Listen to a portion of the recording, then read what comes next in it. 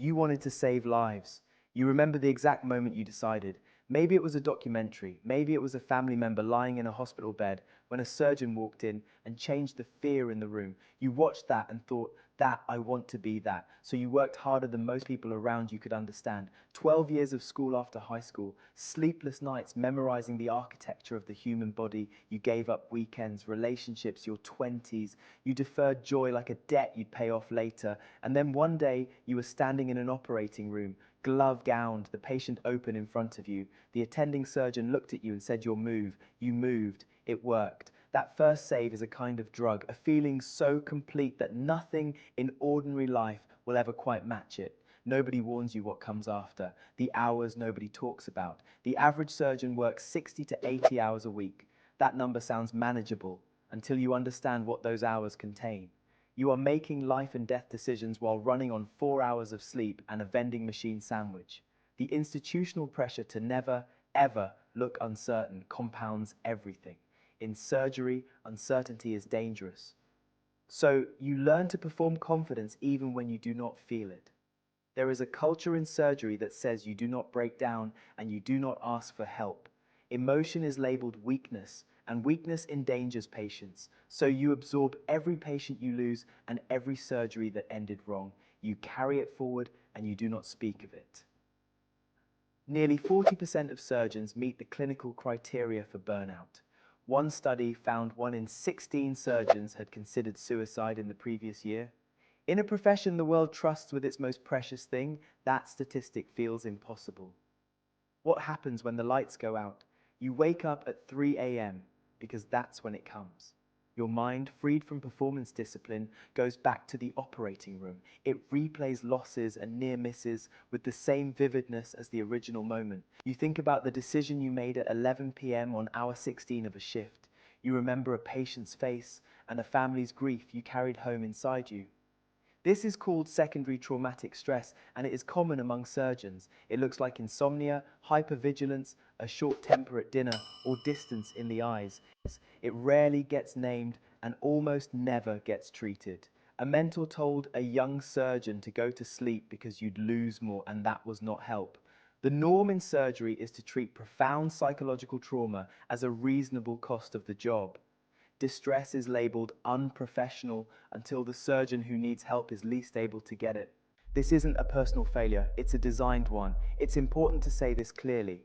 The suffering of surgeons is not a character flaw. It is the predictable output of a system that was built for historical and economic reasons to treat doctors as machines.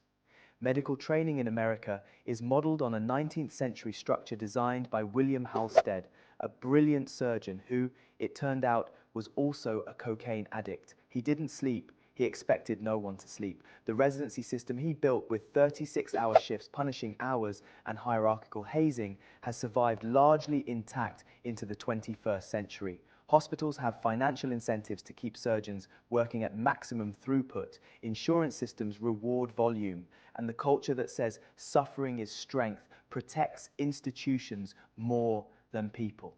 When a surgeon burns out, the hospital finds another surgeon and the system continues. The human cost is externalized. Nobody designed this to be cruel, but nobody designed it to be humane either. It just grew like a tumor nobody wanted to biopsy. But here is what the system didn't account for.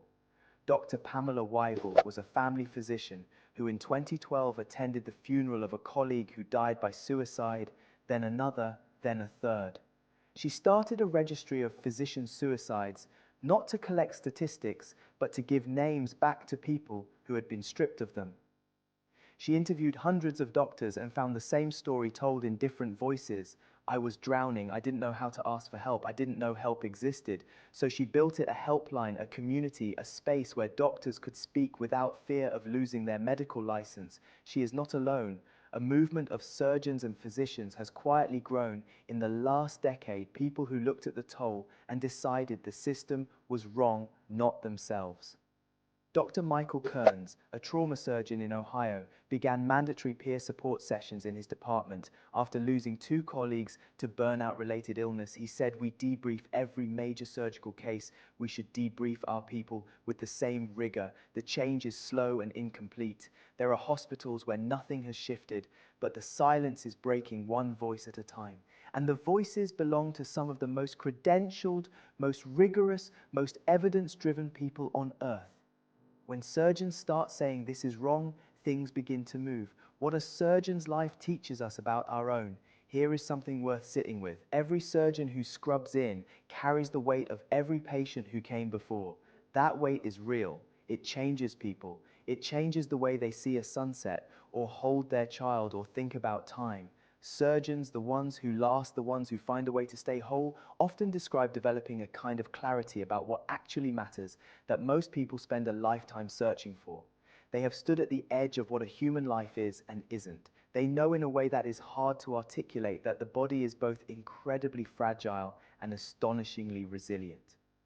That most people will not die today, that the ordinary Tuesday evening is an extraordinary gift that most of us spend staring at a screen. After 20 years in surgery, I don't take anything for granted. Not a meal, not a morning, not my daughter's laugh. I paid for that perspective in ways I wouldn't choose again, but I wouldn't trade it. The suffering was real. The cost was real. And so was the meaning. These things are not in opposition. They are somehow the same thing. The surgeon who wakes at 3 a.m. is also the surgeon who saved the person in the bed. The hands that tremble in the dark are the same hands that were steady when it mattered most. That is not a small thing. That is not nothing. The next time you're in a hospital, the next time someone you love is in a hospital, look at the person in the white coat. Not at the title or the authority or the confidence they are professionally required to project. Look at the person. They are carrying something you cannot see, and they showed up anyway.